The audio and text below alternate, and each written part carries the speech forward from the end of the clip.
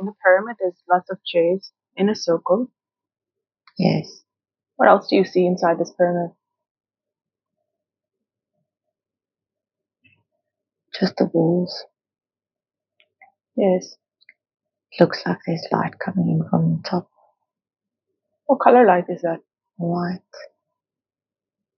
Yeah. And are there any kind of beings there that you can communicate with? They're coming in still. Okay. Tell me what happens as they do. It's almost as if they're shooting down like a tube from the middle into the seats. They're all coming in now, one after the other. It's getting very bright in here now. Yes. Do you know who these beings are? Some of them, I feel like I know some of them. Yes. And why is it necessary for those beings to be here today? Some are here to observe. Some are here to guide. Some are here to offer protection. Yes. Okay. We had a request today to make contact with Brianna's higher self. Would this be permitted? Yes. Okay, and is her presence in this room at the moment? Yes. Tell me what it looks like. Beautiful bright light. It looks almost like a mermaid's tail. Like a mermaid's tail. Yes. How so? Shiny. With colours of green and turquoise. Yes. And where is this light in relation to you? On my left hand side. Approaching me. And are you able to ask this being or this higher self questions today? Yes. Okay. Are there any visuals coming through, or should we go straight into the questions? I think we're going to start with the questions.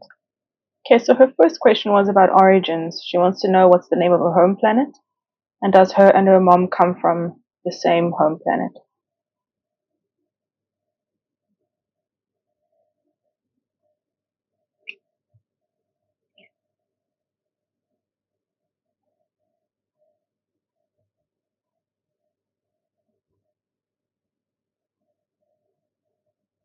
Yes and no. It's like one place that got divided into two. And one is from one side and one is from the other side. At the core, it's the same. Yes. What place is this that got divided into two? It's part of what we call Orion's belt. Okay. Is it in Orion's belt? Yes. What happened there? There's many things that happen there. Kind of in their lifetimes.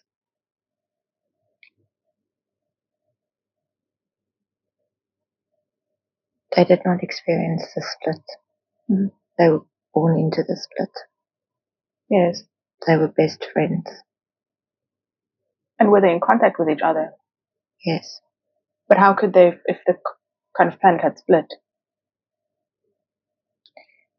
It is almost like a split of nations. Okay. And they were best friends? Yes. Tell her more about this They nation. weren't allowed to be best friends because of the split. Yes. They didn't want the people mixing. So it was a very secret relationship. But they helped each other through a lot of things. Yes. And what did they look like in that life?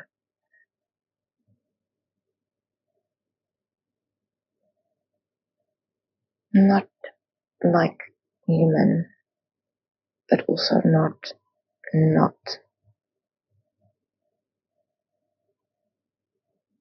It's hard to explain.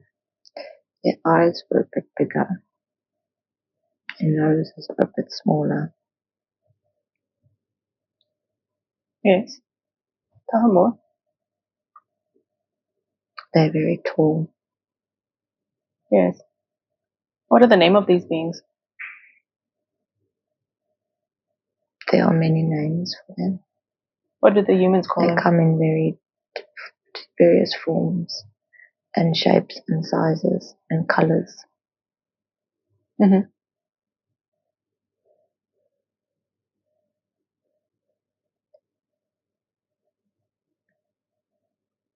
I don't think we have a name for them. I don't think.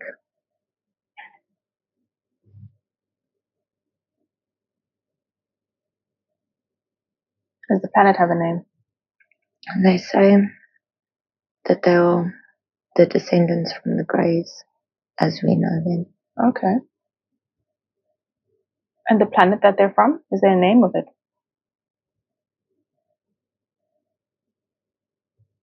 Yes, there is a name. I do not know how to pronounce it. Okay. So it seems like her and her mom are very close in this life.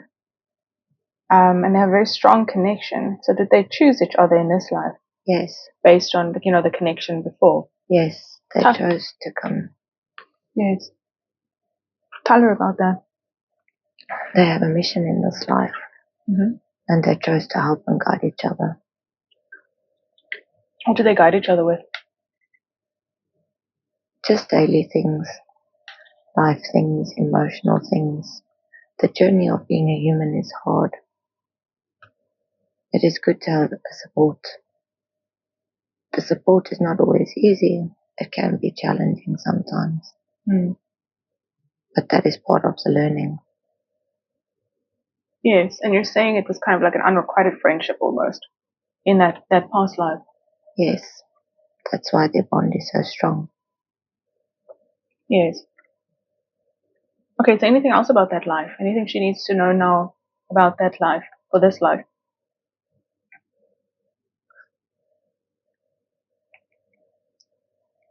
All she needed to know is that she is a starseed and that her and her mother were connected. There are no other lessons from that life. What do you mean she's a starseed? She is not an earth seed. She did not start off in the earth and evolve and grow. Okay, so that's the definition of a starseed and an earth seed. Starseeds grow were birthed in other planets. Yes, and have come down to help. Okay. You can call them Lightworkers as well. And is this kind of a mission for Brianna in this life? Yes. Tell her more about that. She's here to help shift the energy. How is she to do that? Just by being. Just by being. Her energy and flowing. That's the beautiful thing. You just have to be. And it happens. It can be difficult sometimes. We feel her heart is sometimes heavy. She does not like to be here. She does not understand this place. She has a longing to go home. She will return once the mission is complete, but she must try and keep enjoying herself here. There are many lessons that she will learn here that she will take back home with her. What kinds of lessons did you come here to learn? There's a vast amount of lessons. The most important ones? Well, most humans have the same basic lessons to be able to control all the sensory inputs that we receive: sights, sounds, smells, and emotions. But she's here to help anchor in the energy, almost like a conduit. So by just being here, she causes the right chain of reaction. She could be standing in a shop at the till, and she just smiles to the lady down the road or down the aisle and cheers that lady's day up, changing that lady's positive energy, so that her energy can link to that lady's energy so that they can stream more light into the planet. Everybody is connected like cords, almost like a web. Okay. But I suppose for most people, telling them that they just have to be is not satisfactory, which just comes to, this question about life purpose. She wants to know what is her, higher purpose, and also job-wise, what is her purpose now on this planet.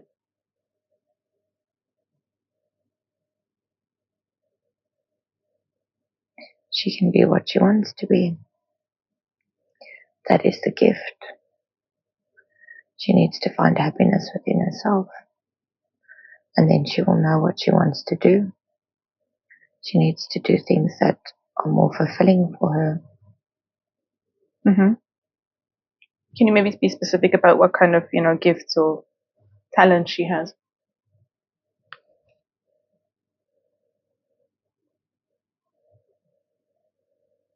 She's very good at reading people.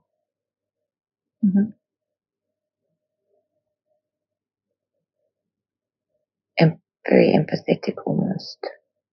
An empath. So she can see and understand things that most people can't. It makes it difficult for her sometimes.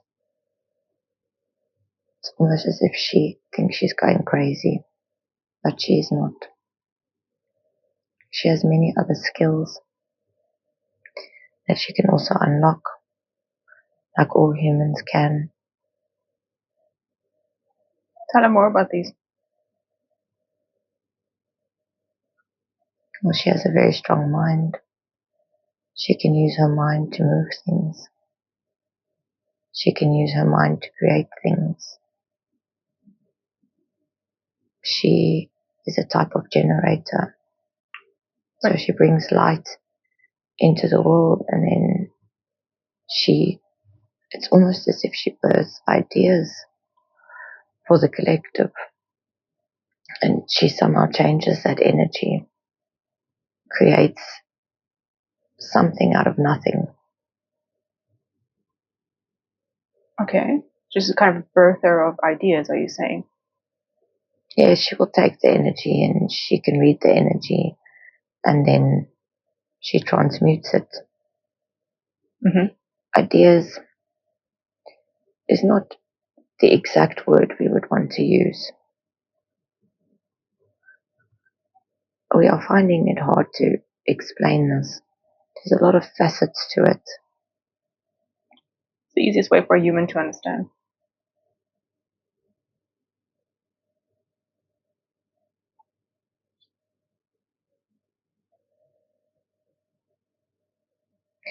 It's kind of like a processing plant. She gets given the raw material. Let's say a potato. She gets given potatoes.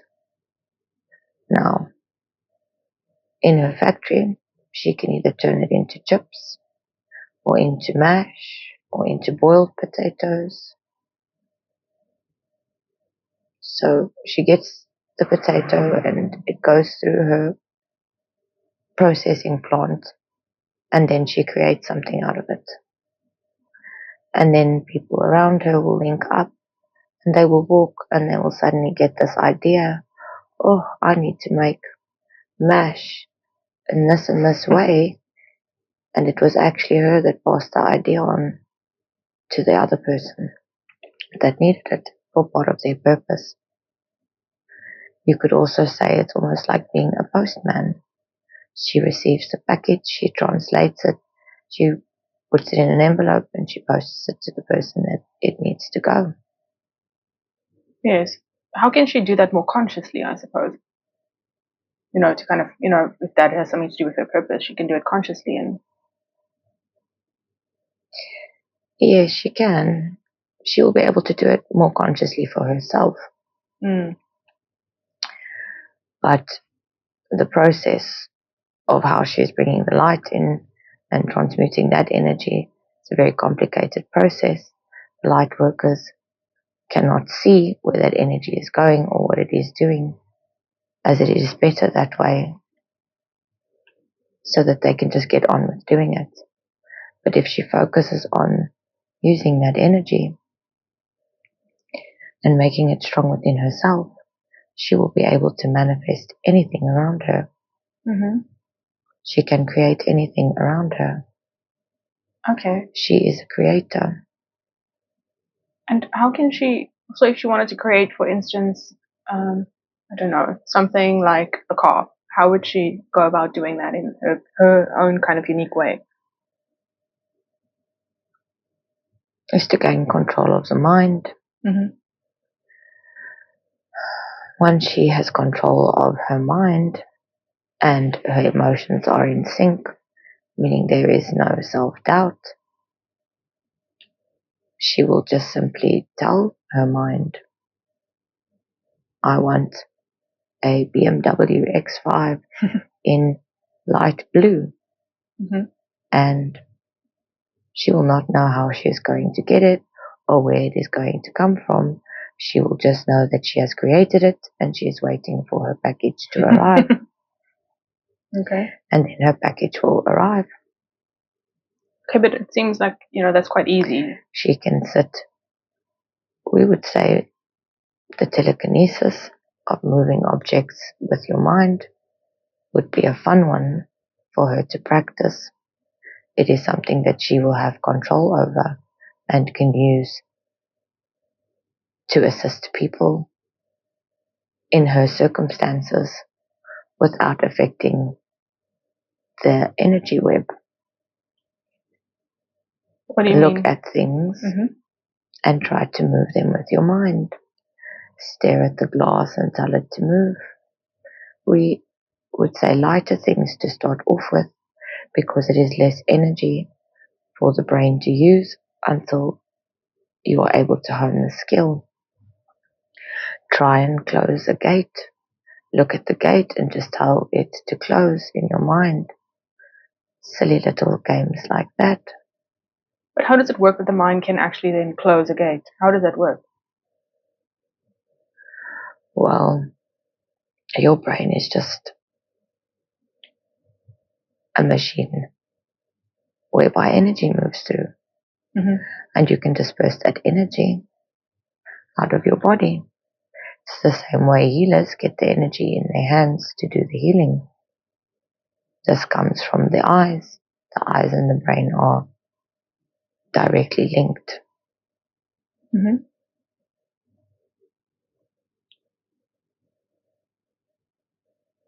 So how does that work then to move a gate or to move a glass, for instance, or a feather? Well, she is pulling in that energy. She is looking at the energy of the glass. And in her mind, she is changing the frequency or the frequency around it to make it move. It is almost the same principle as magicians Mm-hmm. that put objects into other objects that cannot fit into it naturally. All they did was they moved the space around it to create a hole to get it through. Everything is frequency.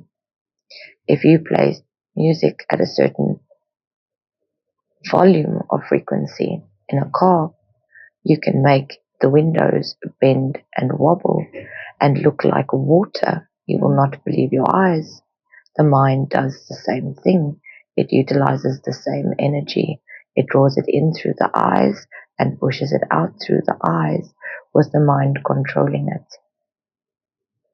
Okay, so if she wanted to kind of move a glass, what should she do? Should she just imagine it kind of moving, or what should she do? She will sit and stare at it, and she will tell it to move.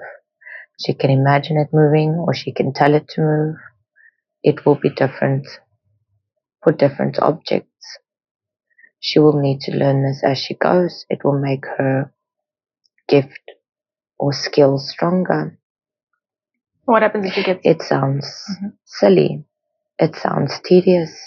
Telekinesis is one of the hardest ones to activate and fully be able to hone the skills in because it requires so much mind power.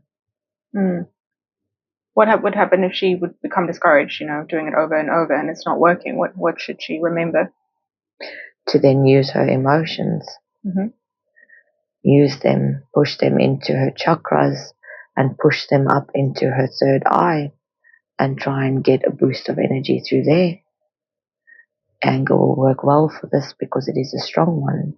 Just not too much, you might break the glass. But we would say start with things like paper and toilet paper. So you're saying that... Or flowers. Mm-hmm. Lighter things as to build confidence. The lighter things and the heavier things require the same amount of energy. But you humans seem to embrace it more when you think it requires less energy. Okay. But you're saying, so if she has an emotion of anger, how does she move it through the chakras? How does that process work? Well, anger normally sits in your stomach. You feel it in your stomach. Yeah. So hold your stomach with your hands and say, I'm moving you into my chest, into my heart. And you move it up and you feel it and you say, I'm moving you into my throat or straight into the third eye. Use your hands, consciously tell yourself you are doing it and imagine yourself feeling it moving up. Mm-hmm. And then? And then once it is in the third eye, try it again. Use that frustration. Say, I'm going to use this frustration now because you are going to bloody move. You are going to do what I told you to do. I am your master.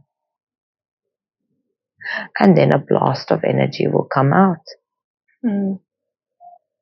And then that'll affect does it have to go through the third eye and out? When you are using energies like emotions, you have to move them through your chakras so that you can harness it through the chakra. Once it is in her third eye, in her pineal gland, and she does this exercise, her brain and her eyes will immediately use that surge of energy to help push, especially if the discipline of the mind is not strong enough. This skill requires a lot of discipline, a lot of hard work. We would say it is like these fighters that go into cages and look like they're running around, kicking and biting and hitting aimlessly. We do not like this sport, but there's a lot of training that goes into it, hours and hours. Any sports players, they all spend hours training every day of the week so that they can hone in on the skill. And that is why some people say others are talented. They are not talented. They just worked hard and would not give up. Some jobs require harder work than others. Some jobs require more patience. Some jobs just require practice to build confidence. But this requires all of the above. And that is why there has to be discipline of the mind. Yes. But why is it necessary for her to have to, practice telekinesis? Like, what would that help her with? We feel it would help her to find her purpose. How is that linked to her purpose? Because it is linked to her self-esteem. Mm-hmm. She will do it and she will do it for fun. While she does this and tries to develop this skill, she will make many discoveries about herself. And once she has made those true inner discoveries about herself and about what she is and what is in her heart, she will know what she wants to do, and therefore she will follow a dream that is fulfilling for her. There is no specific job, as you call it, that has been put out for her in this life, other than bringing the energy in and transmuting it. The rest is for her to wing it, as you say, and just enjoy and have fun. It looked like an exciting adventure, and that is why they embarked on this journey. And you're saying it's her mom and her? Yes, they wanted something different. They looked at Earth and said, "Ooh, that looks fun. Let's give it a bash." And so they did. And how are they experiencing it? They are having their ups and downs, but we feel like a lot of the collective lately, it has been harder and more emotional, a heavier burden, if you will. And is this her and her mom's kind of first life on Earth? Or have they been here before? They were here before, but for a very short period. They were born in as twins. Okay. And there was an unexpected accident. And they were ejected off of the Earth at short notice. And so they were quickly reincarnated into this life. What do you mean they were ejected? That is just another way for us to explain what happens to you when you leave the Earth and you leave your body. Okay. What do you mean it was unexpected that they were ejected? Not everything is planned and people are able to control. There are ripple effects and consequences. This was a terrible car accident that should not have happened. Nobody saw it coming. It was one of those flukes, if you will, which is what part of being on this planet is about. Because that is why you have free will. Only certain parts are set as a journey to help guide you, but not everything is planned. This was not planned. Okay. But they were still newborns. They had just left the hospital. Okay. But aren't these kinds of things predestined? I mean, that's quite a big life event, right? Yes, it is, but no, it is not. The objective was not for them to come in and then immediately be taken out. They did not even have chance to transmute any energy. They did not even have a chance to do anything other than start breathing. Seems kind of unfair. Yes, but life is unfair. And it is not a good thing and it is not a bad thing when you understand that that is part of the experience. If everything is predestined and pre-planned, then you do not have free will, which means all you humans are just slaves trapped in a cage. Or what would be the point of all of this then? So it's kind of predestined and it's free will at the same time. Yes, there are many aspects. You have predestined line that you have chosen and your guides can help you stay on that line. But if you fall out of alignment, that is up to you. It is a choice you have made. Okay, and she wants to know what past life is relevant to this one, and why does she need to know about it?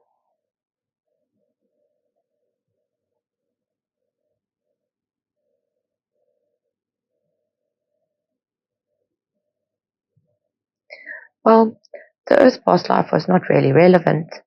There was not really information, but it is something that was asked, so we felt we had to share. Okay. The one about the planets was also, again, one that was asked, and not one that we felt we needed to share. Because we feel that the past lives are not relevant for this life. It is not part of her journey and why she is here. The only link that she has to her past life is her mother and her longing that she does not belong here and that she is still trying to find her home. Well, she got information. She had good lives on the planet. Yes. There was no hardships. There was no lessons. She had a good life. And we think that is why this life is a bit of a struggle. It is more challenging.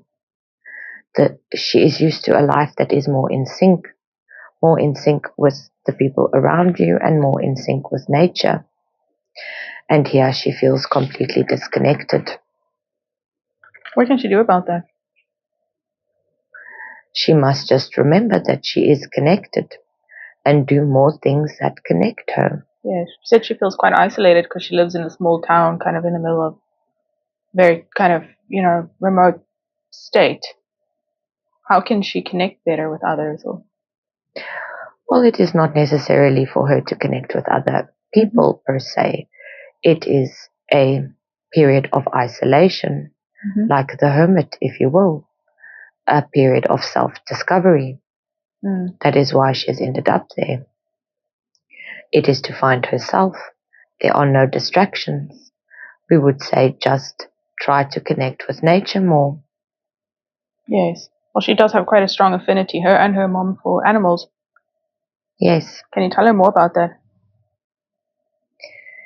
It is because she is a starseed. She is used to living a life where she is connected. Give us a moment. This vessel is trying to show us something. Okay.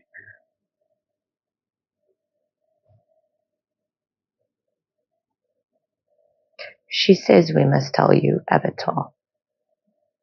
Okay. It is a connection like Avatar. She is used to having that connection.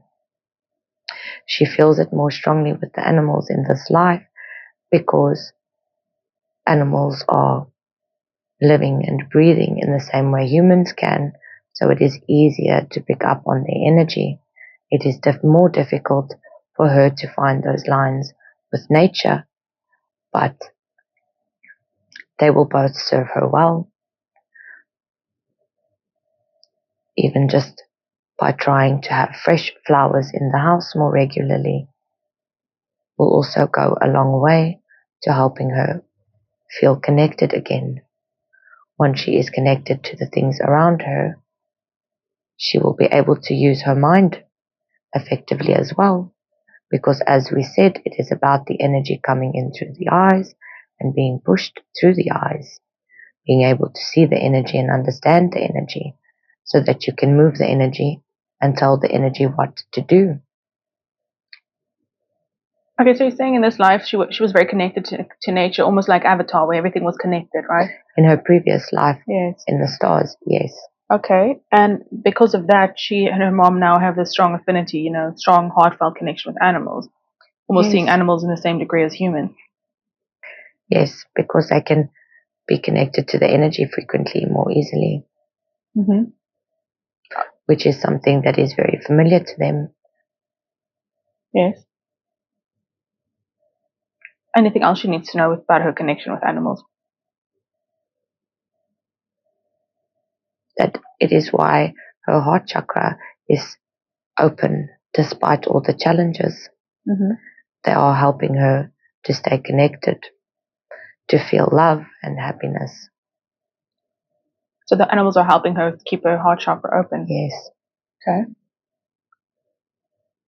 Okay, just getting back to the live, she was saying that she got information that her and her mom, had some kind of Aztec Mayan life. Is there anything, were there any ties there for them?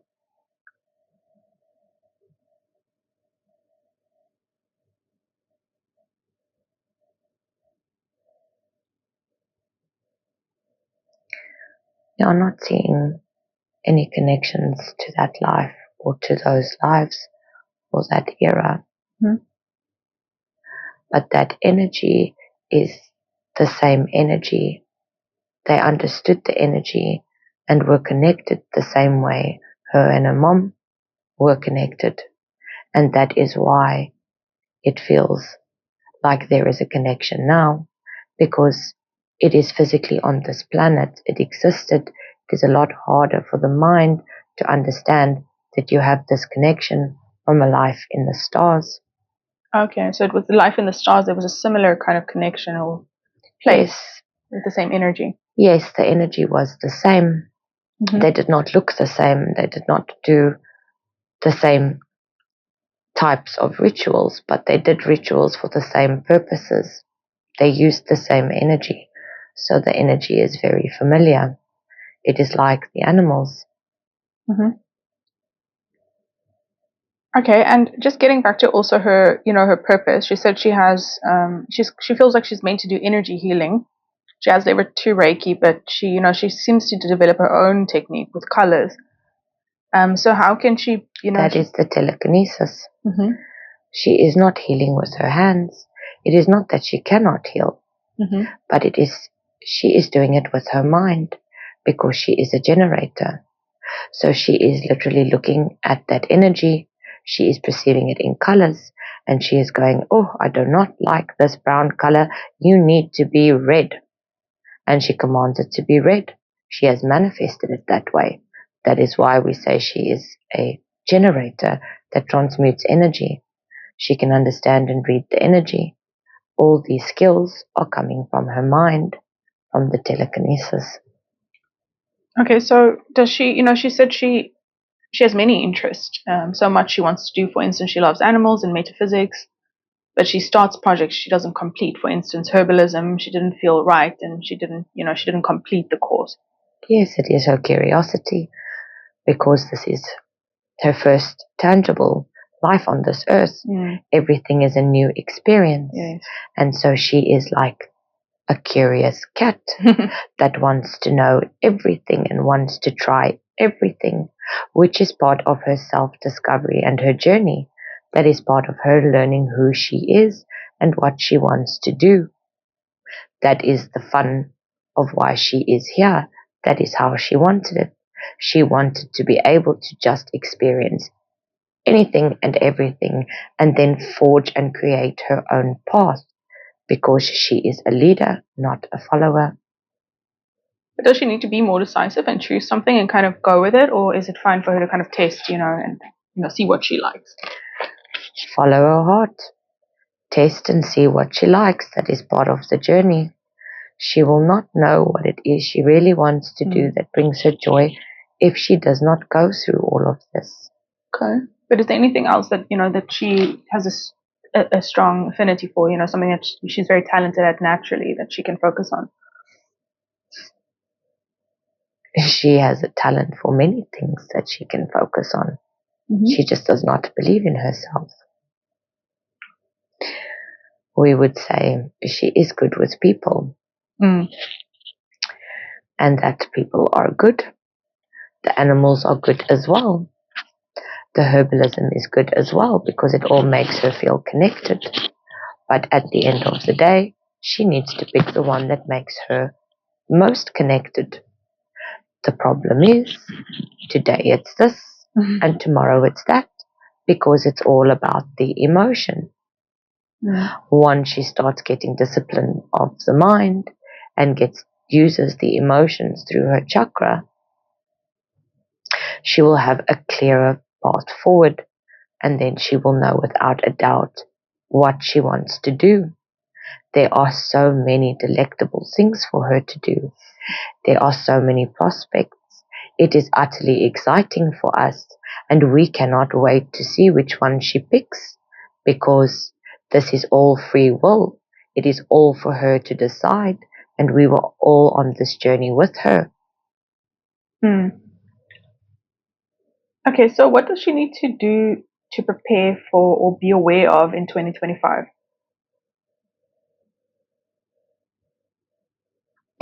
The energy is going to be a little rough still for a while as the new energies come in and all the alignments change and shift. And all the energy that she is bringing in and transmuting is going to make her feel a little burnt out. It is going to make her feel a little bit depressed. And then it is going to create more confusion for her as to what it is she wants to do. So we would say, try to avoid the burnout. We know the energy is chaotic, but just breathe through it.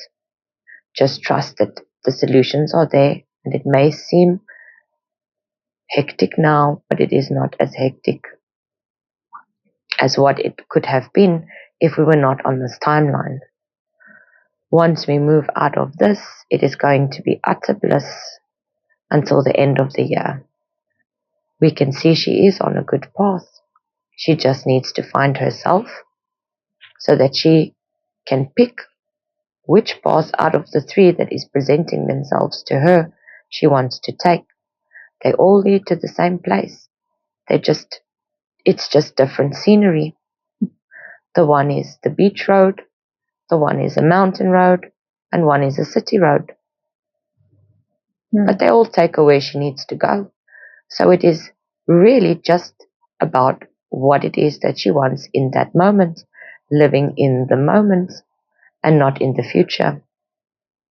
What are you saying that she kind of has three life paths leading to the same thing? Yes.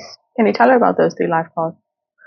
Well, as we said, one is the beach route, one is a mountain route, and one is a city route.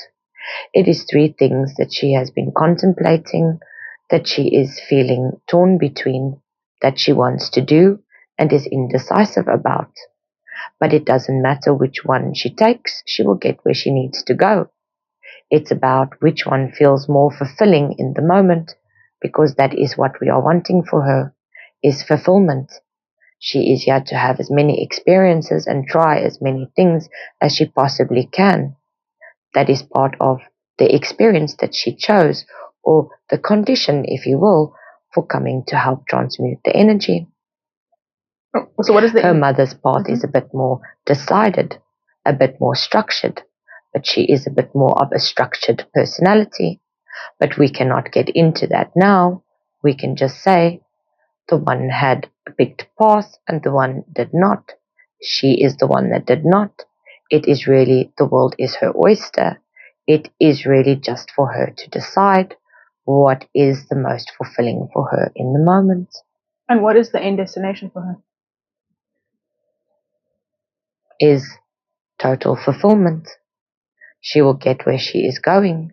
It doesn't matter what path she chooses. For her personal fulfillment, she is still going to fulfill her destiny of transmuting the energy and being a generator and a creator until she reaches her old age, and she is then yet again ejected from this world and sent back to her world, to her home that she is longing for. What is that home? It is in Orion's belt.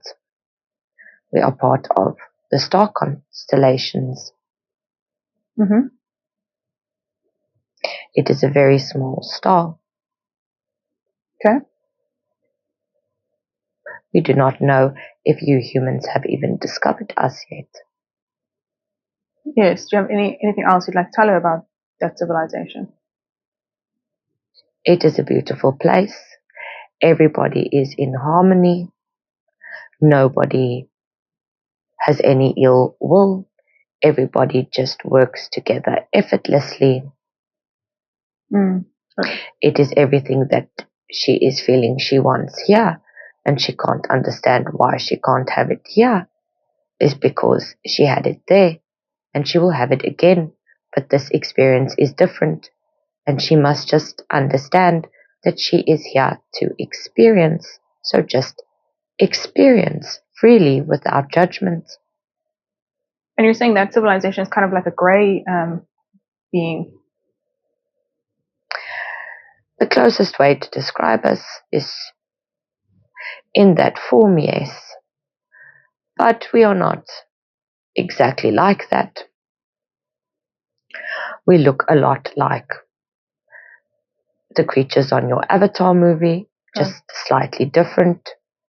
We are a bit more of a green color. But we do not have tails that plug into things.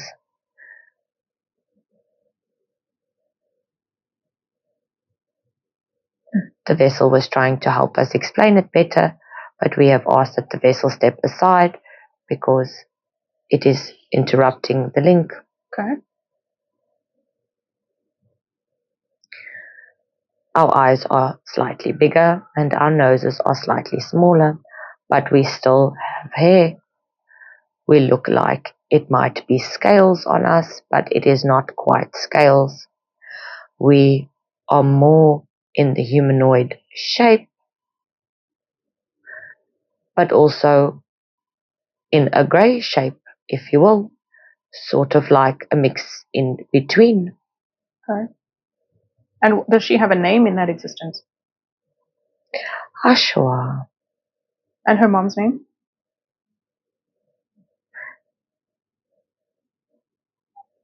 We do not want to give the mother's name. She has not given consent. Okay. for us to give personal information. Okay. So it's Ashwan is her name in that existence. Ashwan. Okay. Okay, anything else she needs to know about that existence?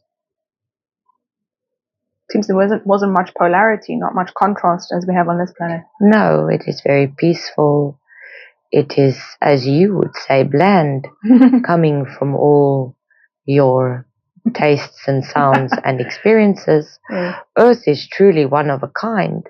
We feel if you humans just fully understood what it is you are here to do when we are talking about the experience journey, you would view life a whole lot differently. There are some planets that are so dull, they do not even contain color. It is the same monotonous routine over and over and over again, that they do not even have minds that can think thoughts. It is a terrible existence.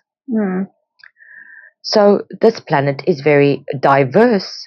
There are many beings on this planet, malevolent and benevolent. Malevolent and benevolent. Yes. Yes. This language is difficult. Yes. Okay. So there is a lot of things to experience, as much as she misses home because of its predictability, but its connectiveness. Because when you are so connected to everything, it is truly a different experience. And to have all that connectiveness and understanding to come to a planet that is completely cut off, it is very difficult. You do not remember anything. You do not know anything. You are learning everything from over and then unlearning and relearning again. Yes. Okay, so it seems like it's quite a contrast, that existence and this existence. Yes. But is there anything else she needs to know, to best prepare for 2025? Just to gain discipline over her mind, because she can create the reality she wants. So nothing can affect her. If she just gains the discipline of her mind and uses her emotions the way that we have described, it will go a long way into preparing her. She will already notice a massive shift around her, just in the energy and the way she feels. And what's the best practical way for her to discipline her mind? Meditation is always a good one, because it forces you to quiet the mind, to be able to get the discipline to close the mind off, which works very well with telekinesis, as your only focus needs to be your focus, and you have to drown the outside world. That will work very well. Grounding will work very well as well, because it will help with the root chakra, which will help with self-confidence and worthiness. So she will want to practice and want to try. We would say not allowing certain thoughts to take hold, and to know that she is in control. If she thinks a thought, to not just go, oh, I thought a thought. Hey, I didn't think that thought. I thought this thought. Get out of my brain. I am in charge here. Because she has the authority over her mind. Sometimes it is the energies around her that she is hearing that come as thoughts. It is something that happens to all you humans. You have thoughts that generate in your mind, whether they be negative or positive, but you cannot tell the difference whether it was in fact somebody else's thought or in fact your own. Learning to discipline the mind helps you to distinguish between the two. It helps you stay in control. And if she is in control of her mind, she is in control of her life. She is in control of everything. She has all the power she requires. Okay. Anything else about 2025 for her?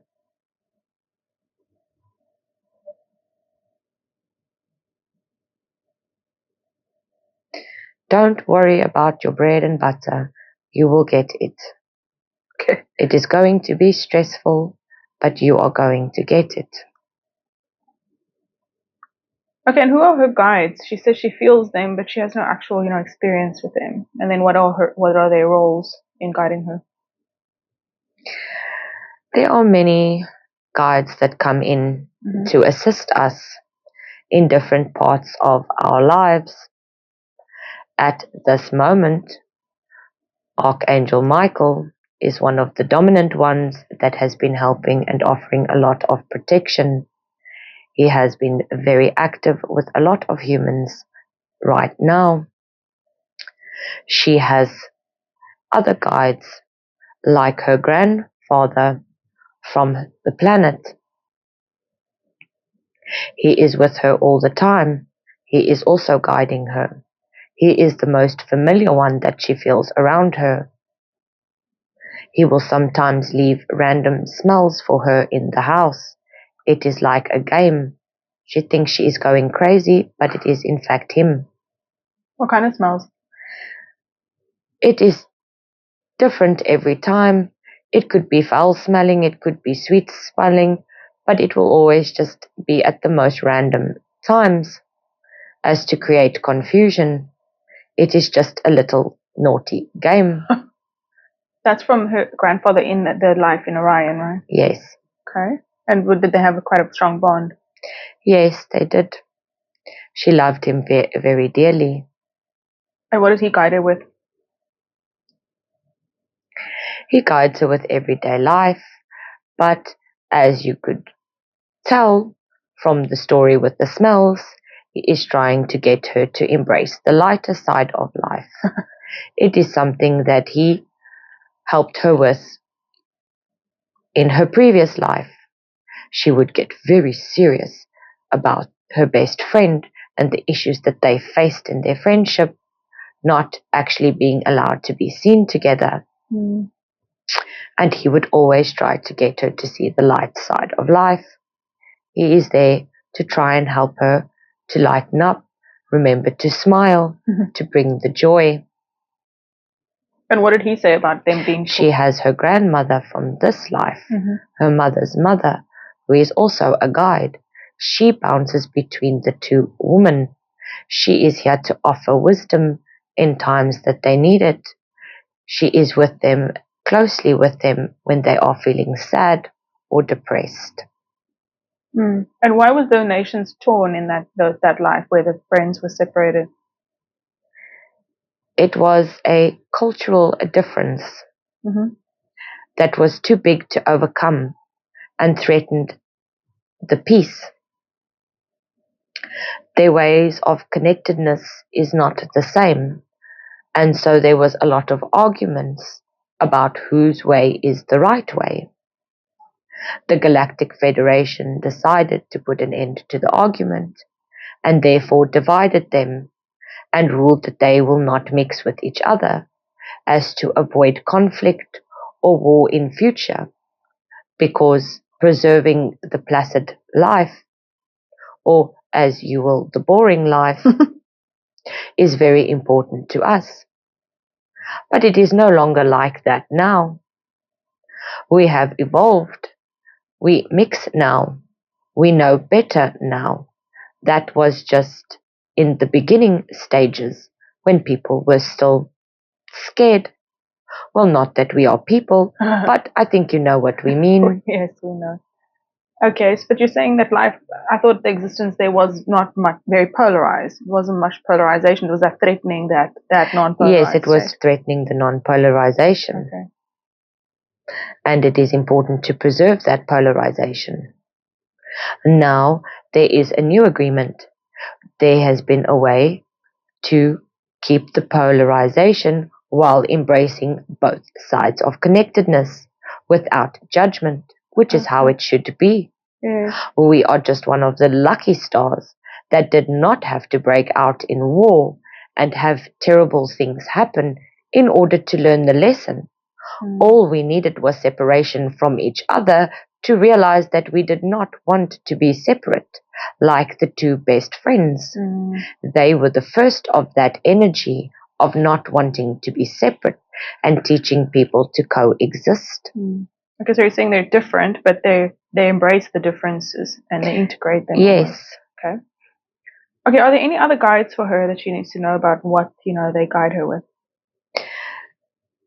In this moment, right now, those three are the only ones that are truly active, other than the higher me, if you want to call it, or the higher her, or the higher self, or the higher being. We are all she needs at this time. She just needs to know that her grandmother is near, her grandmother has never left her and her mother, and that they will feel her presence more when they are down and sad, because she is there to comfort them and give them wisdom. The random smells are not to irritate or make you feel crazy. It's to make you think about your crazy grandfather. How will they know if the grandmother is around?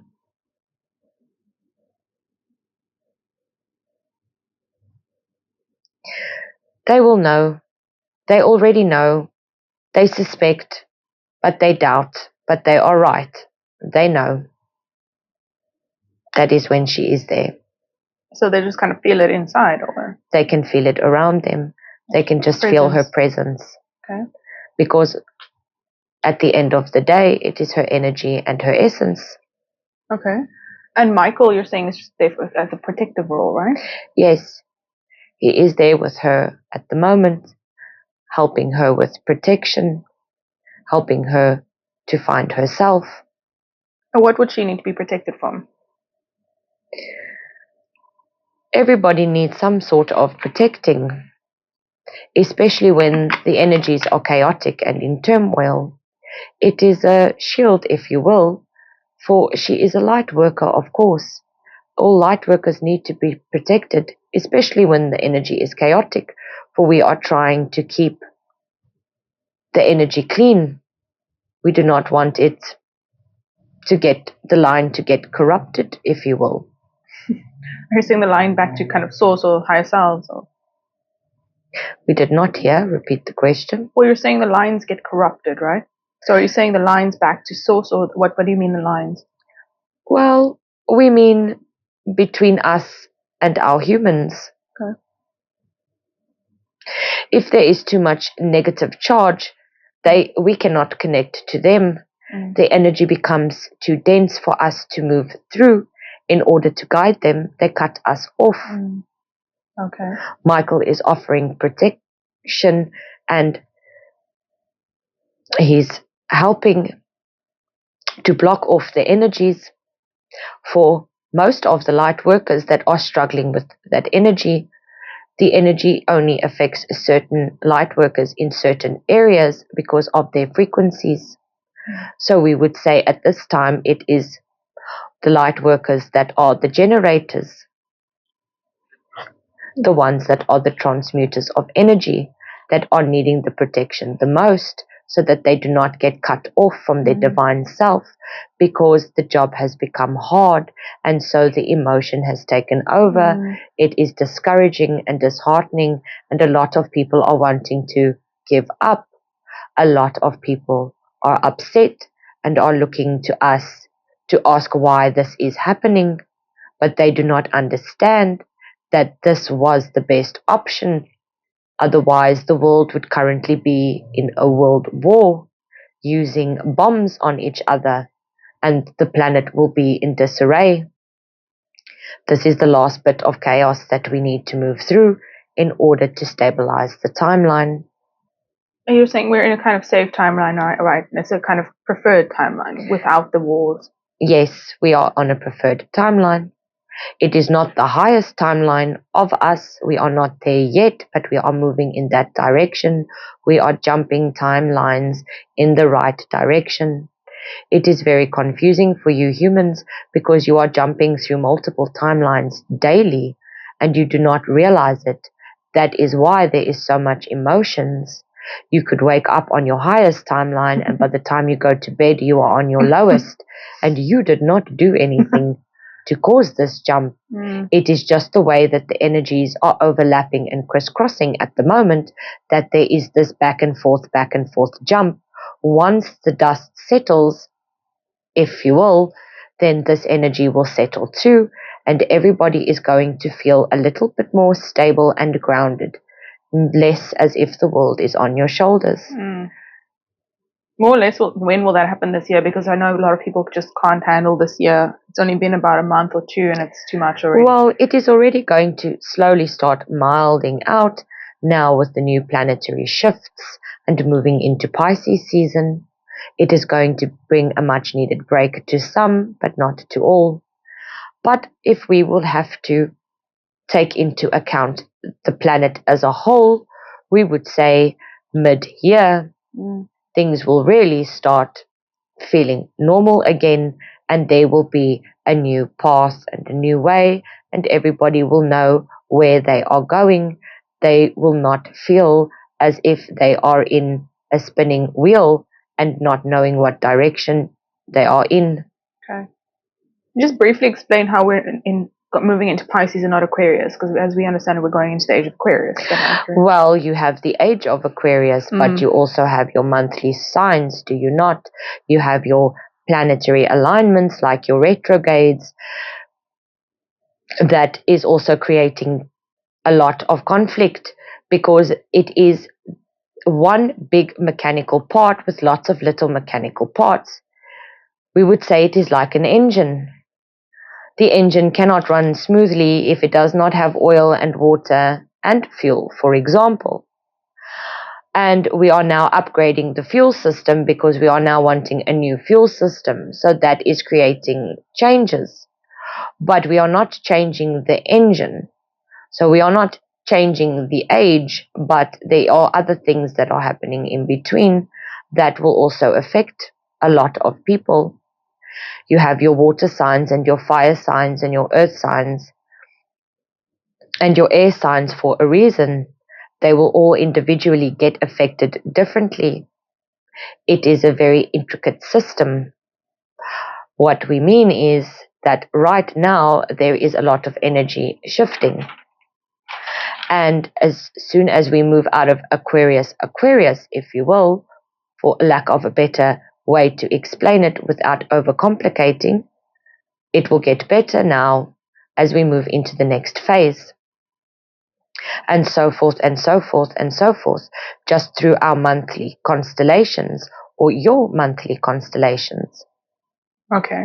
But the planetaries shifting all around us is creating a lot of energy flow in and out of the earth, regardless of what planetary alignment name you would like to give to it. No, I understand. So we're in Aquarius season right now because it's February, and then we move into Pisces, which is around March, right? So that's what yes, we would say towards the end of February, the energy already starts trickling in.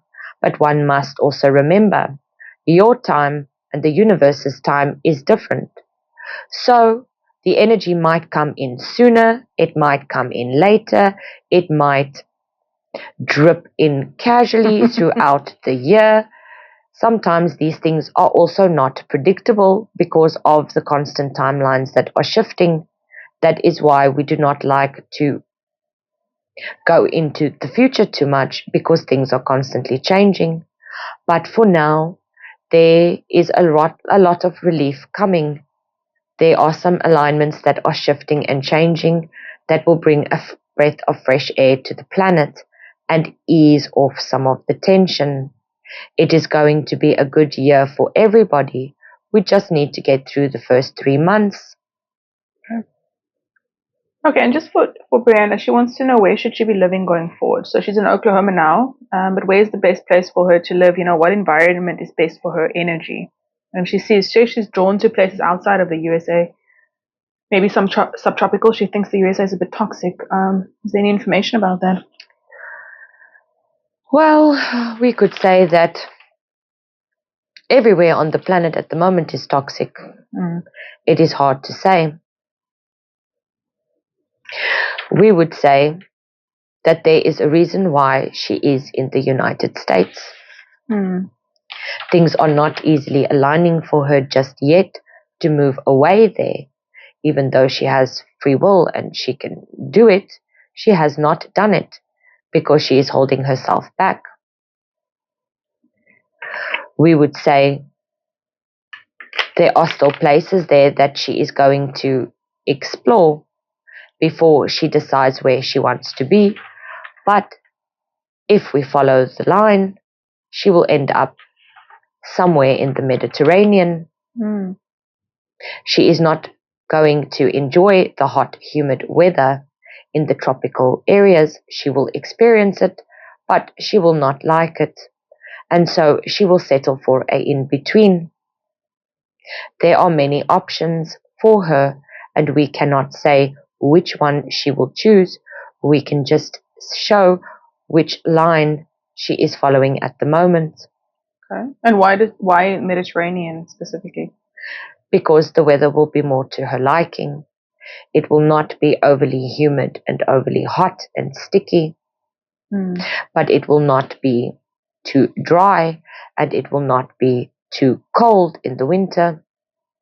Yes. And how would she end up there? Would she have some kind of job or connection with a person, or? She is going to manifest it. She is going to generate it as she goes on her journey. If she stays on the path that she is on now, that is where it is going to lead her. That is where she is going. And it is something that she is going to just manifest. More or less where in the Mediterranean? We see a lot of bouncing around at first. So it is hard to say. There are many places that have Mediterranean type weather that are not specifically positioned in your traditional maps of the Mediterranean, if you will. Your maps are also not correct, but we will not go in there now. No. Open another can of worms. Yes. Okay. She will very much enjoy places like Portugal and Mauritius.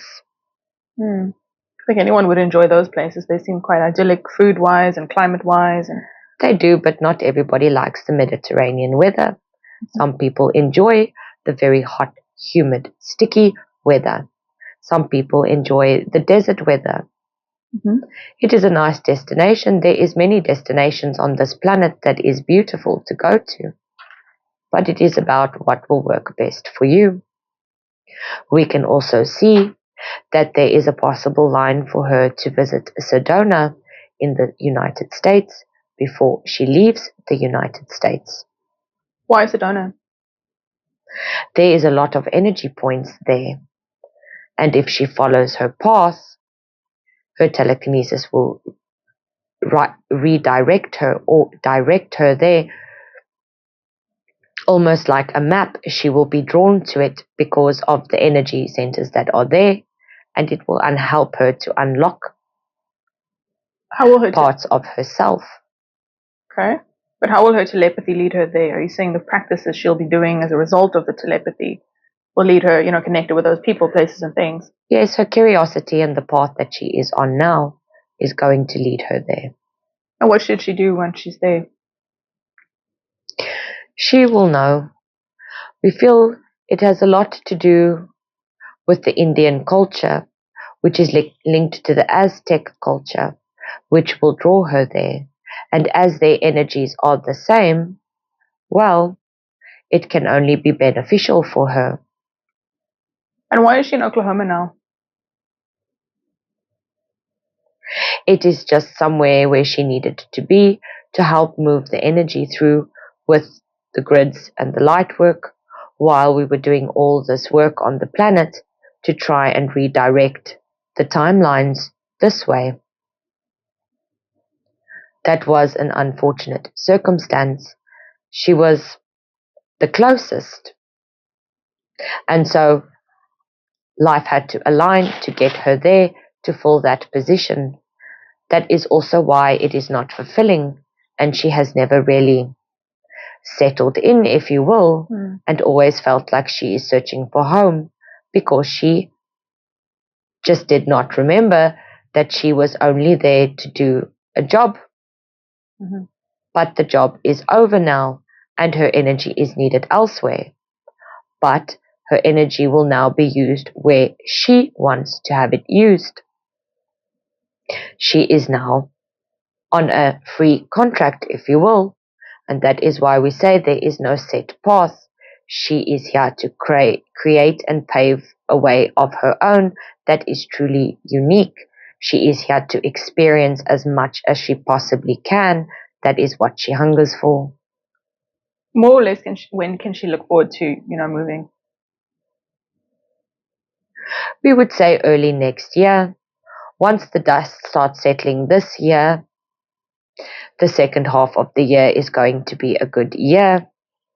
We find that she will know then what it is that she wants to achieve or where she wants to go next or what she wants to try next or accomplish next. She will have a better understanding in herself, in her journey, and she will then be propelled forward. All we can see is that she will be redirected to Sedona before she leaves the United States, even if it does not seem like it or feel like it in the moment, or she forgets about it. She will find her way there because that path is set. Okay, and you're saying the international travel or move would be next year and about a year from now, and in between there'd be a Sedona kind of sojourn. Yes, we would say next year she would start preparing for the move. Okay. We cannot say exactly when because our time does not work the same as your time, and with the timelines constantly shifting, things can happen faster or things can happen slower. What creates the timelines, or what causes the timelines to shift? That is a very complicated question. There are very many facets that cause timelines to shift and to jump. But to try and make it easy, it is a choice. You choose to be stuck in this moment on this timeline, or you can choose to grow. You can wake up in the morning and tell yourself you are living your best life. And you are living your best life, meaning you are on your highest timeline. But it is not always as simple as that, because your highest timeline can only be as high as what the planet is vibrating, if you will. So there is a lot of complications surrounding that. The main thing is to just stay in alignment. Do not let things make you stuck.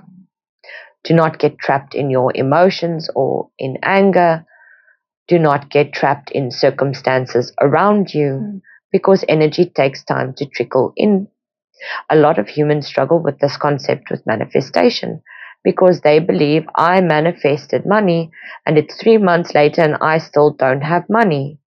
Well, the bigger your block is, the longer it's going to take to trickle through. It just depends whether you open the pipe or you don't open the pipe.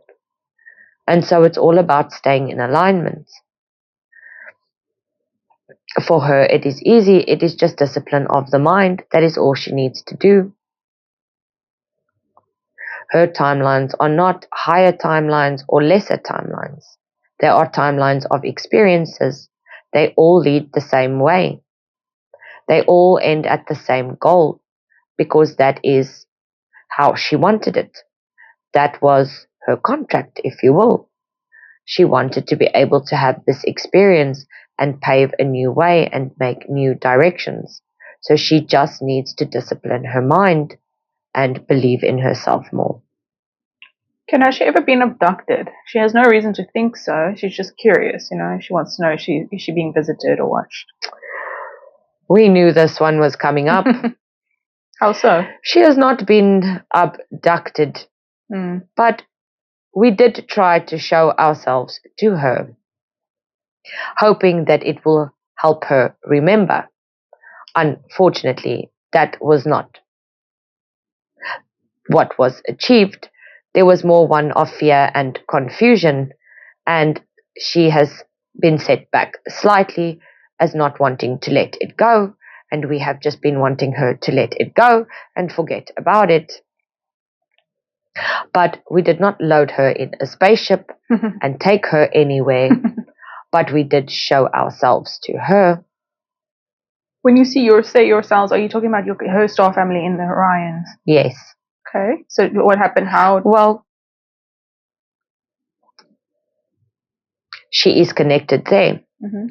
So you would say that I, who is communicating with you, who is her higher self, I wanted to show her me. Okay. She wanted to connect to me. I did not want to come there alone, and I brought some of the family along. Okay. I thought it would help her more, that she knew she was not imagining it. It required a lot of energy for me to be able to pull it in my existence into the physical with her when she is my physical, if you understand. It was a difficult thing to do. But yes, we will not be doing it again. So what form did you take when you tried to show yourself? It was very difficult. We did not know how to take form. We were just utilizing the energy, and it did not come out the way that it should have. I cannot tell you what I looked like in that moment. Okay. I can just remember the utter fear. Okay. How did she experience you? In my vessel's eyes. Okay. And was she sleeping or dreaming, or was she awake, or what? Does she have any recollection of this? She was awake, but we made it seem like it was a dream, as to try and not let her be or continue to be traumatized. Vessels are very difficult to clear of trauma. They hold on to things severely. We did not want this to happen, but it did to a certain degree, but not too much. Okay. And that was the way that she recalls it. Is not exactly the way that it occurred, but it is because we did not want her to remember things. Her brain has filled in the gaps in a more dream-like state, if you could put it like that. She is not incorrect, but she is not fully correct. Okay. We were just trying to help her remember who she is and confirm what she was feeling. Okay. Is there anyone else that's visiting or watching her? Just her guides. Okay. And if she means she is a popular starseed. I mean, the whole planet is being watched. You humans are not alone for a second in the day. We see everything from above. She is constantly being watched. We would say there are moments in her life where she has guests with popcorn, like in a movie, watching it unfold, excited, going through the experience with her. It sometimes can be eerie, but those are the times when she is feeling watched or uncomfortable, because it is not the energy of her guides. It is the energy of the onlookers, because what is happening on the planet now and what has been accomplished thus far has never been done before, and it is a great accomplishment and great achievement. The entire galaxy, or galaxies if you will, are watching Earth like a soap opera. Well, it's not fun inside of the soap opera, that's for sure. Yes, we are realizing that it is not as exciting for you all as it is for the watchers. Okay, but you're saying she's quite a popular starseed. Yes, because she is a generator who can path her own way and create anything out of nothing. There are not many like her. A few, but not many.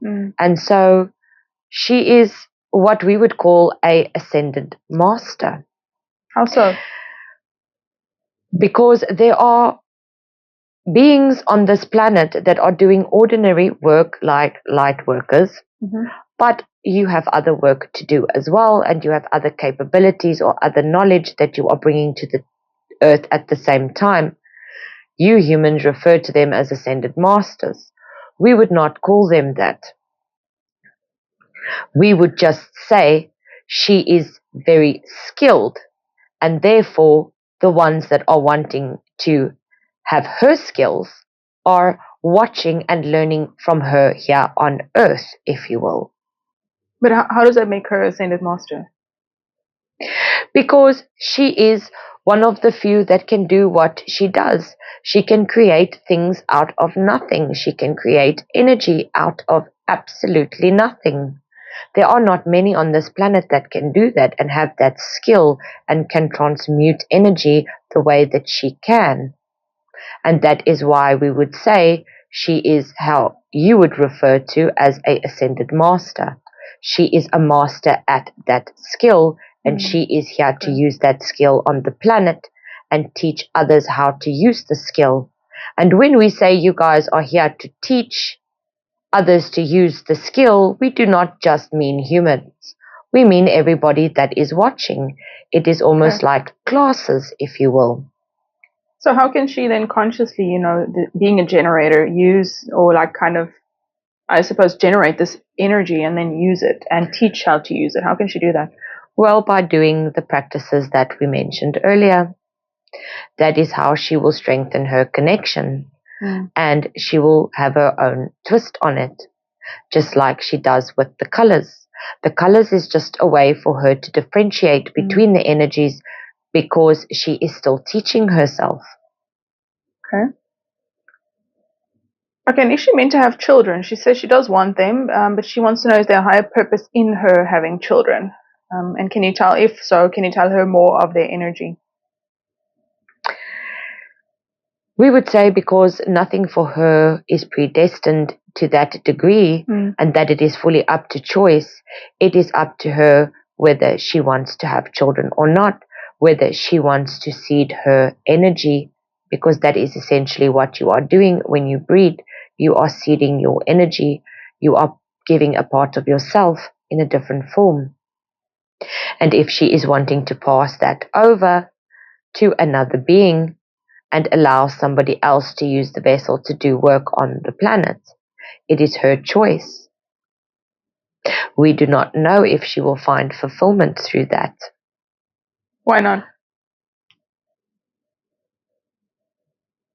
Because she herself is not sure if she is going to find fulfillment through that. Okay. As she is here to experience things and then learn and then make judgment, by experiencing things, she knows what she wants and what she doesn't want. It's a kind of sorting and sifting, which then helps her to either transmute energy or create a completely different energy. But what would the collective purpose be for her and her potential children then? There are many great benefits. Oh, for sure, because she will pass those skills and those energies through. There will be more starseeds from Orion that can then incarnate on this planet and have the same experience. They will have an easier time adjusting because they are of the same lineage, if you will. They will be able to help and continue to transmute energy in miraculous ways on this planet, as they are currently doing. Yes. So there are many benefits. But whether it will fulfill that missing piece in her heart, that we do not know. For that is only an emotion, and emotions change. So what would it be like for her, in her life to actually have children? It will be challenging, but it will be one of connectedness. It will teach her to connect and understand the energies and work with the energies in a very unique way, in a way that you can only learn or experience through reproducing and having children on this planet. Okay. Anything else about children for her? We are seeing that if she does embark on a trip or the journey of consenting to having children, she will not have more than 2. 2 will be enough for her. How so? The energies will be overwhelming. Okay. In which sense? Just in a busy sense. Okay. Okay, and how best... We can also tell you that it will be 1 male and 1 female. Okay. Why that? Because that is what has been chosen, or that is what is wanted. Huh? And if she was not to have children, how would her life look like then? Not as busy. Okay. Anything else?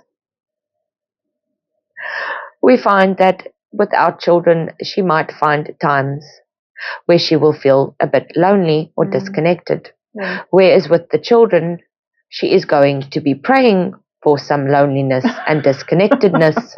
Yes. It really is 2 ends of the scale. Yeah. We do not object to having children. There are, as we said, many benefits to the world or Earth or the planet or humanity or whatever word it is that you humans want to use. There will be a great benefit. It will be a beautiful thing. Okay, so there's pros and cons to both decisions. She must decide what is the most She will have to decide what is the most fulfilling for her, because that is what her journey is. Her journey is to pave a new way. There is no set road for her. Okay. Not like for her mom, that was more defined. Yes, that was more a defined path, more a defined purpose, because she came in as the mother, and so it had to be a divine set up in order to know when the daughter could come through, or the best friend could then come through as the daughter, so that she could then incarnate on this earth. So there was a lot more planning involved, and therefore she needed to have a more set journey. Okay, and how can Brianna best be in her power and in her essence? She sometimes feels like her soul is dimmed, she wants practical ways. Singing in the kitchen. Sing it out.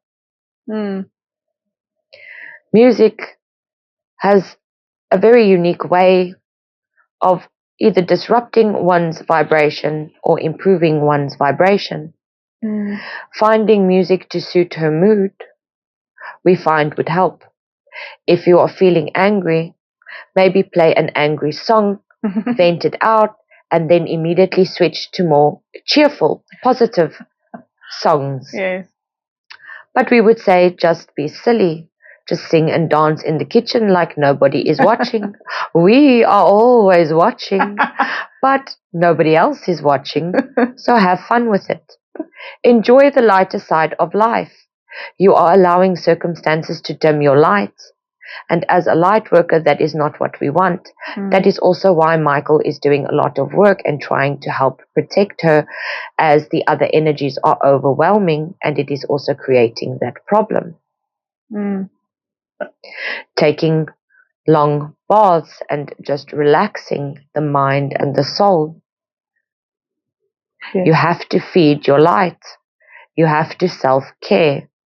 We feel there is not enough self-care in the right way, because the self-care comes with a lot of criticism.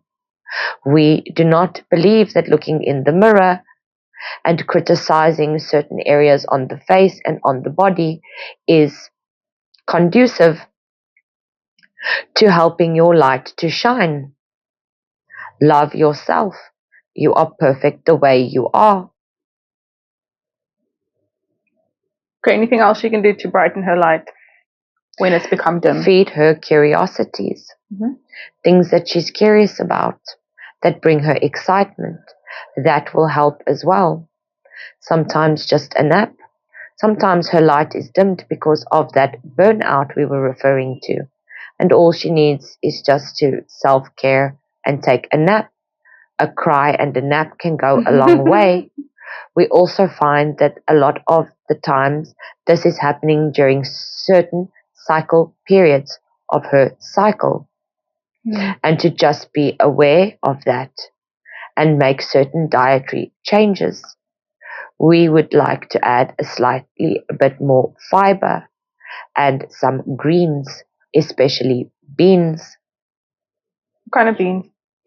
Green beans or peas or snap peas as you refer to, or sugar peas. Why that? Her body is requiring a compound that is in there, a vitamin if you will. It will help with her circulation as well. But it will also help with uplift her mood. She is also magnesium deficient. She needs to up her magnesium. That will also help her not to feel as if her light is being too dimmed, because a lot of the times it is the vessel, it is self that is draining the energy. What do you mean? The vessel is then somehow well, if your vessel is not healthy, it automatically drains your energy and makes you feel miserable, because it is trying to tell you that it is miserable because something is wrong. Okay. How should she, best intake the magnesium? Magnesium is better taken at night. For absorption, it will help for sleep as well. We would not recommend the citrate one. Magnesium citrate? Citrate? Yes. Why something like that. That is not the compound that she needs. She needs the glycinate. Yes, these names are very complicated. I don't know them either. There is another one that looks almost like Orion. It says originates or something on it. Magnesium originated, or we cannot pronounce that word either, but that is also a good one for her to use. Okay, and that's a kind of supplement she'll take, not via, diet. Yes, those are supplements that she can take every night before she goes to bed. Okay. It will also just help the vessel to be able to deal with the stresses of the day, and it will tap less into her soul's energy or chi or whatever you refer to it. Yes, but she said she feels, dense and heavy a lot. She says she's sensitive to energies, random times. What is it? How can she release it? It is because she is absorbing the energy. Dense energy is stagnant energy. It is energy that is not moving. That is energy that she needs to transmute. She can do that just by moving her body. If she is feeling it in her body, it means it is already been absorbed by the vessel. So moving around helps a lot. Grounding your feet, sitting under a tree doing a grounding meditation, for instance, could help that. Taking that energy and saying to it, oh, I can feel you so heavy. You like a nice cozy blanket. That's just what I needed. You're so cozy. I like this warm comfort feeling. Oh, and there the energy is already transmuted into something a bit more comfortable. Yes. And then from there she can go, because that is what she is here to do. If she can think it, she can do it. If she can think it, she can create it. That is why discipline of the mind is so important. She can move things, change things, create things. She truly has a magnificent gift, or a skill, if you will. She said she thinks she's clairsentient. She feels sensations, and then she does meditations and breath work to release. Is there anything else she can do? That works quite well, and it is a good path for her to follow, because part of breath work is also gaining discipline of the mind. She is not wrong there.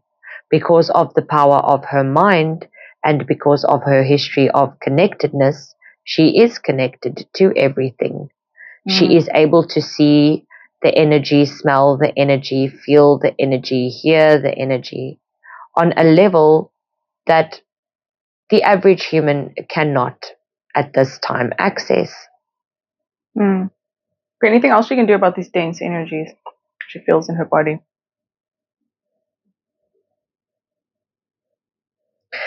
Well, we would say the main thing is for her to sit with that energy and to decide, is this my energy or is it somebody else's energy? Have I absorbed this energy from my surroundings? And if she knows she's absorbed the energy, then she can just simply say, I release you with love, because that will also transmute it. But the meditating and the breath work are good ways. The singing and dancing in the kitchen is a good way, because you are using sound vibration and you are using the body to release it. It sounds silly, but it works wonders. Just moving the hips, that already just helps to move the energy, because dense energy likes to go and sit on the lower chakras. So by moving the hips, it already helps to move the energy out. And if you are grounding while you are doing it, the process happens a lot faster, because you send it back to the earth instead of transmuting and changing it yourself. Yes. Okay. Just before we get to the body scan and the health, she said just the last one was, she's struggling to find like-minded people in the small place that she is now. Anything else she can do? She just needs to be patient. There are a lot of people that are in places now where they do not have the right people around them, and it is very difficult. But they were placed there specifically because those energy points were non-existent there, and they are creating new points. We know that it is difficult, but it will not be like that for much longer. Once the energy starts settling, there is going to be a big shift. Things are just going to be clearer and easier. There is going to be less efforting. Everything is just going to come. She just needs to hang in there and believe. Okay. Anything else about finding like-minded people? Because I suppose it's difficult to feel disconnected and lonely and alone, specifically if one feels It is, and we would Mhm. say there are many ways of joining groups and things on your internet, but you do not have those people physically around you. Yes. And that is the difference. It is about the physical touch, the Yes. physicalness of the people around.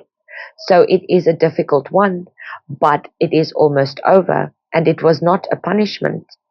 She made a sacrifice for the greater humanity. And she must just remember that and feel proud that she is maybe suffering a little bit now, but she did it to save the world, to help save every human on this planet, to help change the trajectory of the earth and the timelines.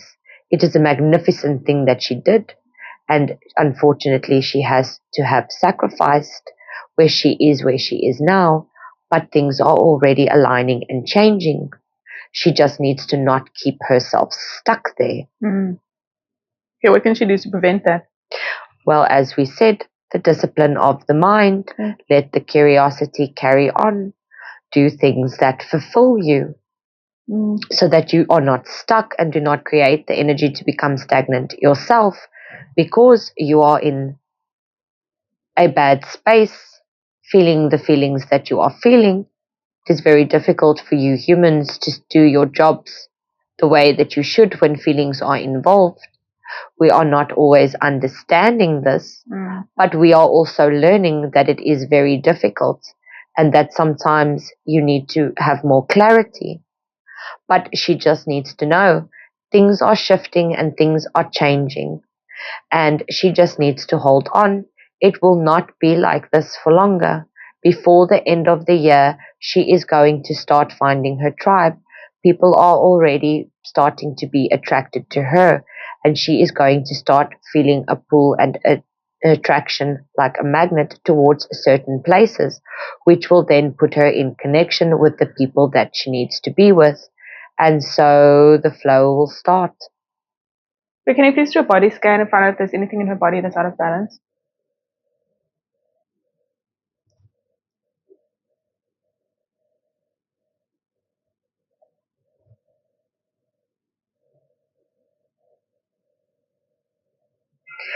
We do see that there is a slight block at the throat chakra.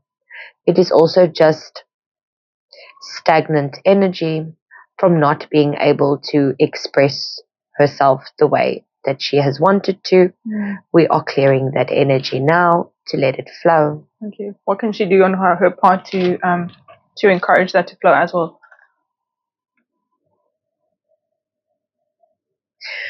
Just to practice to speak her truth more and say what she wants to say without fear of being judged. But we would say it is not a big issue. It is not something for her to worry about. This happens with certain emotions that flow through the human body, and you humans block and unblock your throat chakra, sometimes without realizing it, and sometimes with realizing it. But you just have to go through the process. We can just help the energy move. We are seeing some blockages around the breast area or the chest area. It is a bit difficult to tell, so just give us a moment.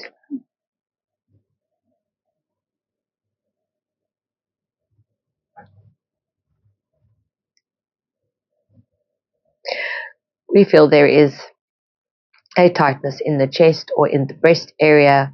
It is the emotion of grief that is stuck there. It is as if she is grieving what has not come yet and what has happened. We can help her to release this, but she needs to just let go. How can one let go of grief?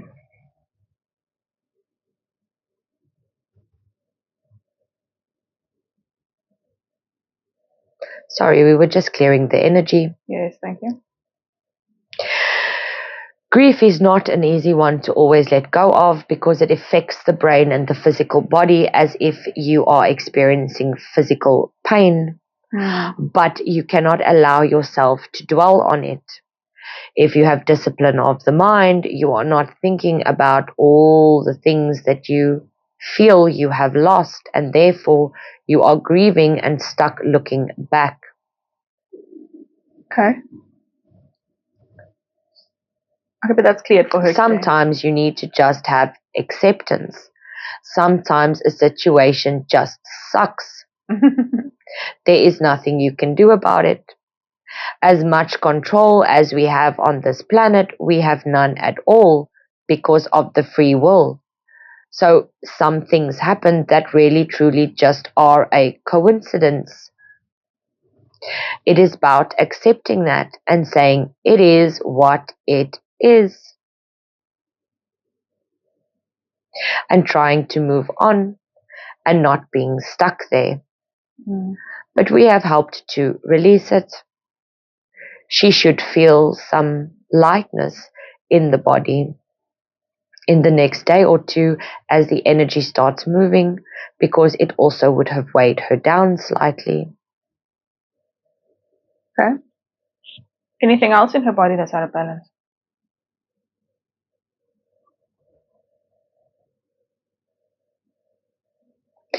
We are seeing something by the feet.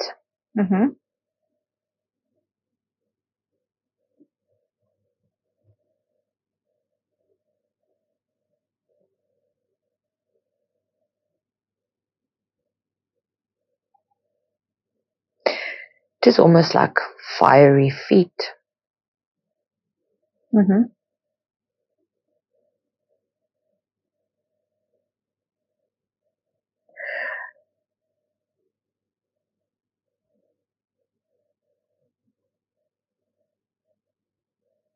It looked like the energy, but it seems to be just a circulation problem.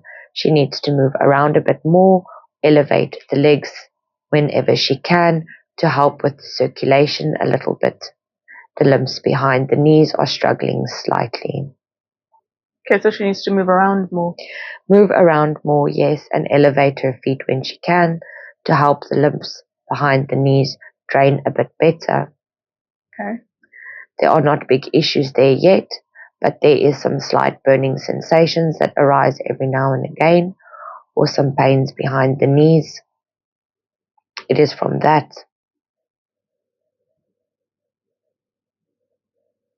Okay, anything else in her body?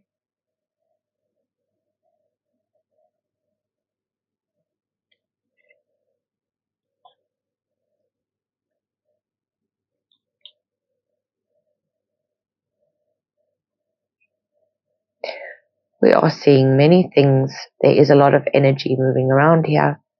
We are just trying to pinpoint certain areas. Okay.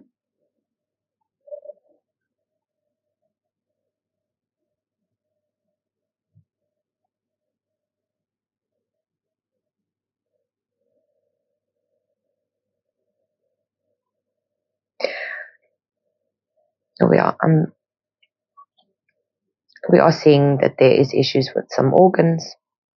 Which ones? The heart is struggling a little bit. Is that from the grief as well, or what? It could be from the grief, but we are seeing this is more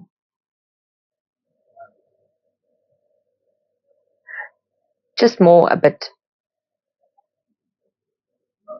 of a restriction around the heart. It is difficult to say. It is almost like a build-up of something that is restricting the heart. Okay. Do you know what created that? Cholesterol. Okay. Is it from something she's eating, or in which sense?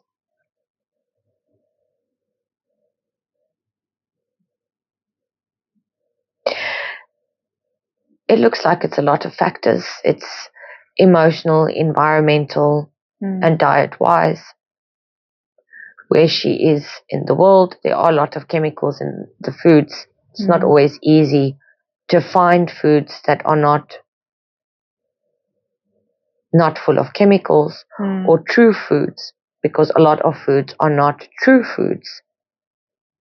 What do you mean? They're processed and they're not true? A lot of foods is made in the lab. A lot of meats are not even meats. Yes. Well, she is vegan, so I'm not sure what she's eating, it might be affecting.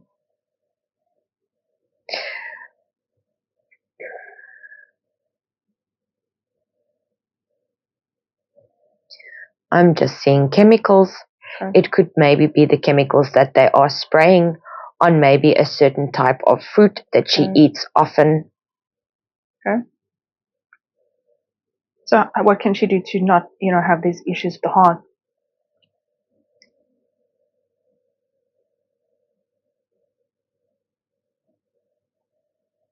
The magnesium will help. The magnesium is important to help clear the plaque build up. It is also something that happens with age and hormonally with women. Their bodies naturally change, and when there is fluctuations in the hormones, it also helps create this problem. So it is a combination of things, and it is something that the magnesium will help clear up. Okay, anything in the liver, we are also seeing that the liver is not fatty enough. She would maybe need to take a liver supplement to help the liver, but the liver is not getting the right nutrients that it is needing to be able to do what it needs to be doing. The liver is deficient. What kind of supplement would help with the fattiness?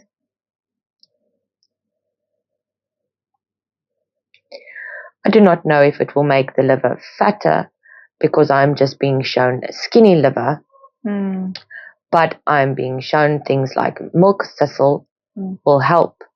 There are certain root barks that can help, or roots and barks medicinally that can help, that have been created in liver cocktails that we have today.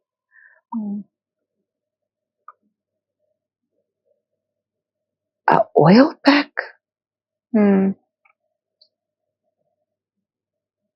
Oil packs that you can strap on. Is that? Sorry, the vessel was confused by this. Okay. It is an oil pack that you put around your liver. It helps your liver to detox toxins when it is struggling. Castor oil is the oil that is used in this process. It will help. So is that actually physically put on the body and then it releases toxins via the castor oil? How does that work? So what happens is it is placed around the body. It is like a sponge, if you will, that is saturated in the oil. You then place it on the kidneys or the livers or the stomach. You can use it anywhere on the body. The castor oil has a lot of healing properties, and it is the only oil that can penetrate very deeply. And oils are good for the liver. So it can help the liver.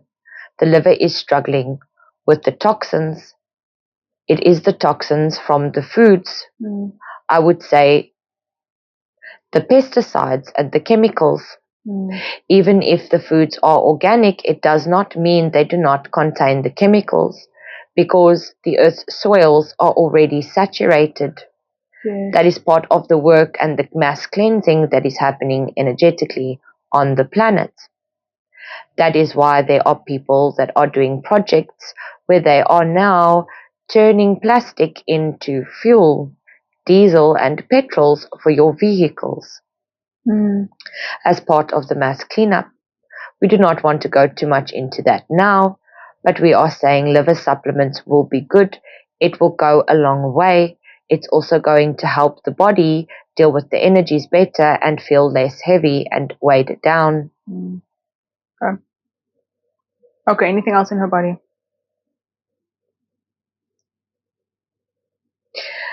We are seeing something around the head, headaches, or something in the face. But I am being shown that that is a hormonal issue, and there is nothing that we can do about that. Why not? Once the liver is healthy, the hormones will stabilize and it will correct itself. Okay, anything else in her body? If a woman's liver is not functioning properly, a woman cannot balance her hormones. A lot of humans are not being taught that you need to have a look at your liver when you are struggling with your cycles. Even if you are just struggling with mood swings, sometimes it is as easy as just taking some liver supplements. There are really good supplements that can help as well for the issues of the body and to help with the hormone issues. They are called holy basil and saffron. She can take that, and it can also help with that while she is waiting for the liver to stabilize. But we would say the most important one, the first one, would be the magnesium. What does the saffron do? Does it help with, regulating hormones, or with the liver? What does that do? The saffron helps to regulate a female's hormones. Okay. Yes. It helps with symptoms of what you humans call PMS or mood swings. Yes. It helps a lot for that. But it also has compounds in it that help to balance the progesterone and the estrogen levels in your bodies. The holy basil, that is the calming one. That is the one that works for tranquility, as it helps your body deal with cortisol levels. It helps to balance your hormones and helps with PMS, because when you are PMSing, your body has a surge of cortisol because of the surge of hormones, and your brain does not know how to deal with it. The holy basil helps with that. This is something that even teenagers can use coming into their cycles, especially because there is so many things on this planet that are hormone disruptors. Even the deodorants that you humans like to use are full of heavy metals. The air that you are breathing outside is full of heavy metals. It is all hormone disruptors.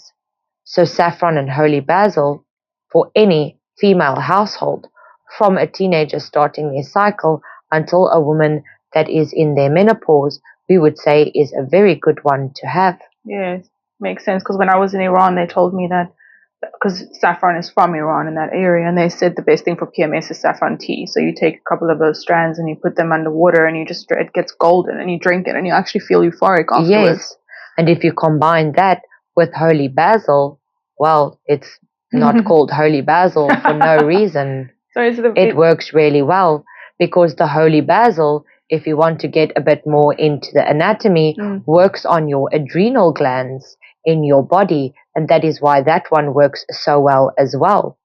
Is it also just the leaves that are crushed and made into tea, or how does it work? Yes, it is the holy basil leaves. Okay, well, that's quite helpful, I think, for anyone. Yes, we would say that. and magnesium.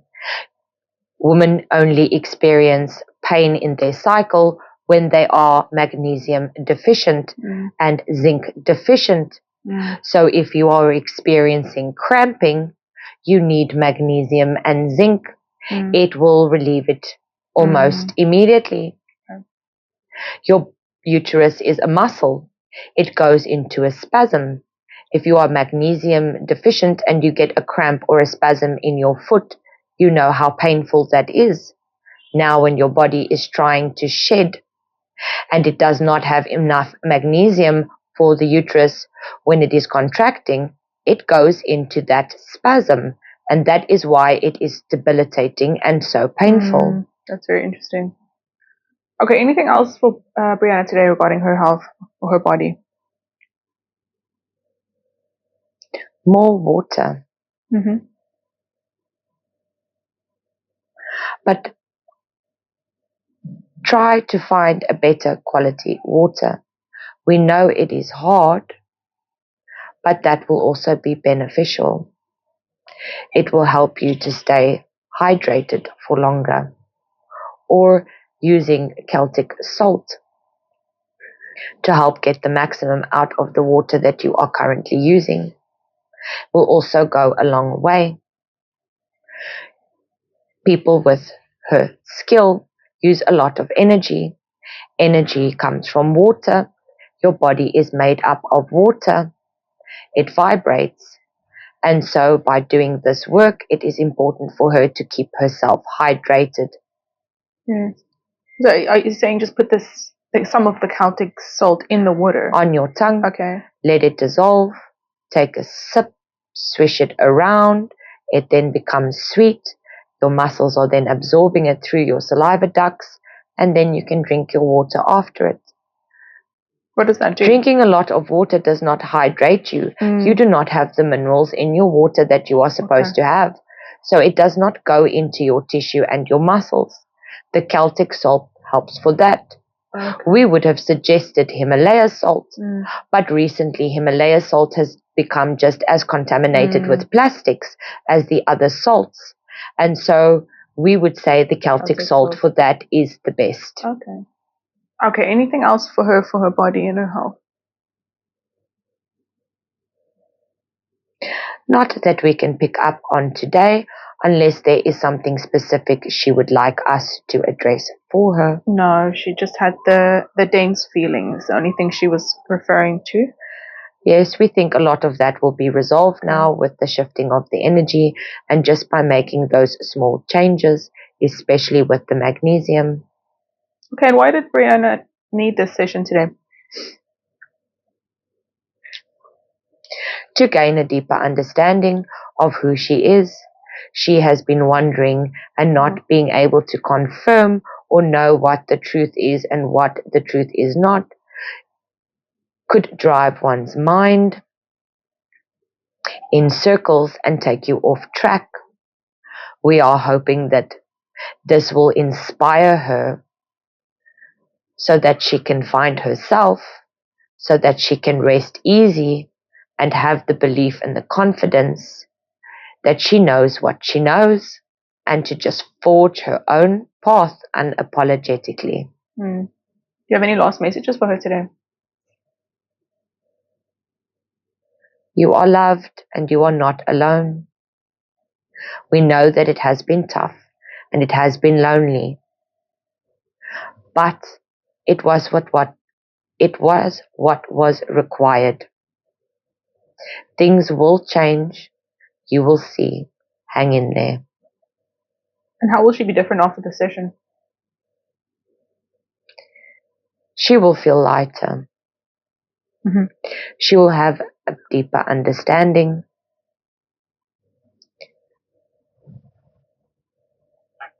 There will be magic in her soul.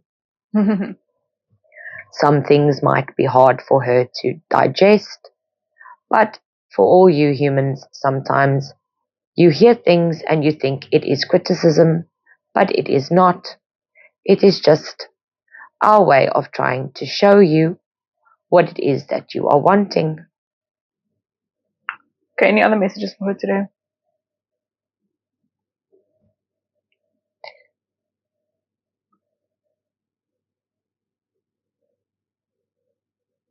Her and her mom are soul sisters.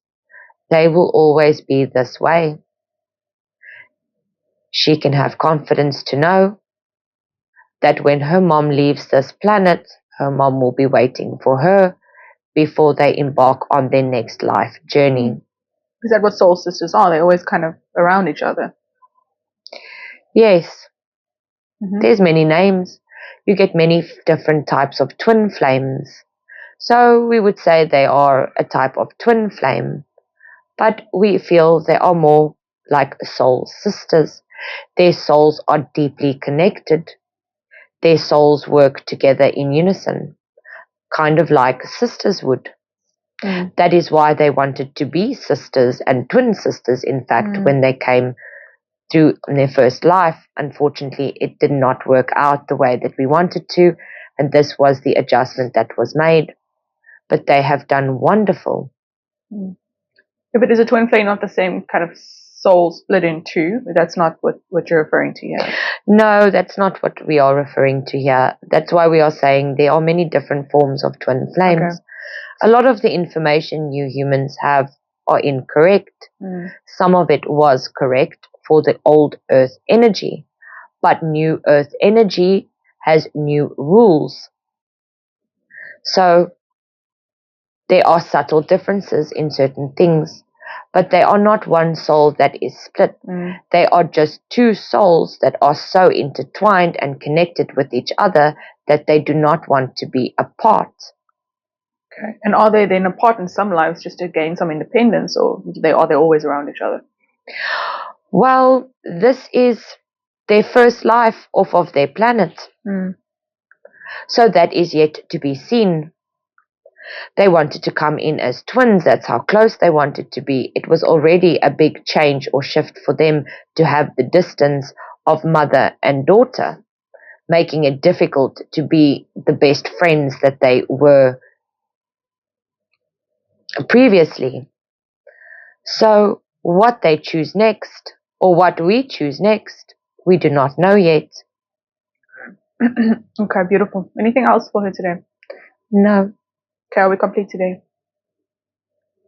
I think we are. Thank you.